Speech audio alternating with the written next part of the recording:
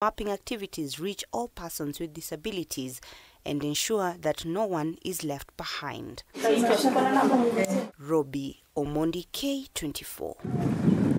Still on health matters, with cervical cancer accounting for 19.7% of cancer cases in Kenya, health stakeholders are intensifying efforts to promote cervical cancer awareness among slum dwellers, where stigma and limited information continue to hinder early screening. In Kisumu's Obunga slums, Soroptimism International's Kisumu chapter president Mario Mondi led a forum urging a collaboration action to boost awareness in densely populated areas. The campaign calls for the involvement of both men and women in the fight against cervical, prostate and breast cancers, where the focus remains on lifestyle changes, adolescent vaccination and early screening for women aged 25 to 49 years. Cervical cancer is the leading cause of death among the women in our country and also in our county. And we need to do more measures so that we need to prevent it before it goes into the next stage. The challenges we have, most of the things is first is stigma.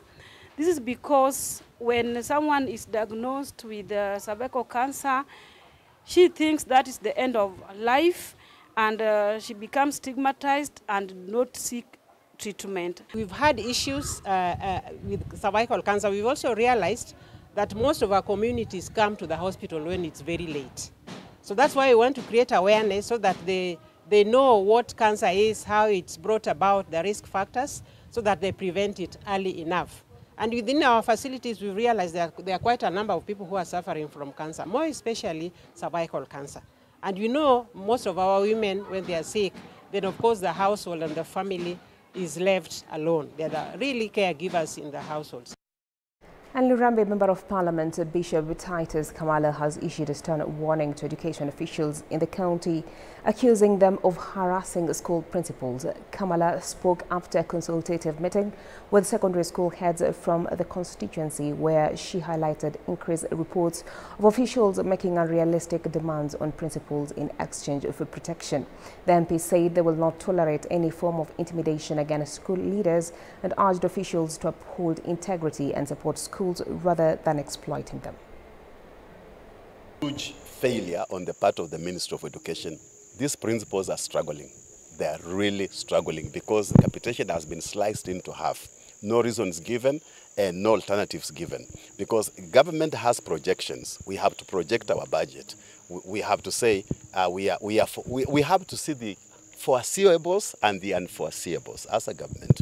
And if we have a shortfall, we must come up with an alternative and explanation and ways on how we can curb, okay, and or how we can make it up. And so that is the failure on the Ministry of Education. And I think I'll have a discussion with Honorable Meli, who's the chairman of Education Committee, and share with him what I'm gathering from the ground so that he can pick it up from there. And also, another thing that I want to make it very clear is that our principals are doing a good job, and I do not want harassment on our principals. I want those who are in the education office to treat. With the long third-term holiday underway, parents are urged to be vigilant and monitor their children closely. Concerns about substance abuse and safe sex and the negative influence on social media have been raised, prompting calls for increased parental involvement and guidance.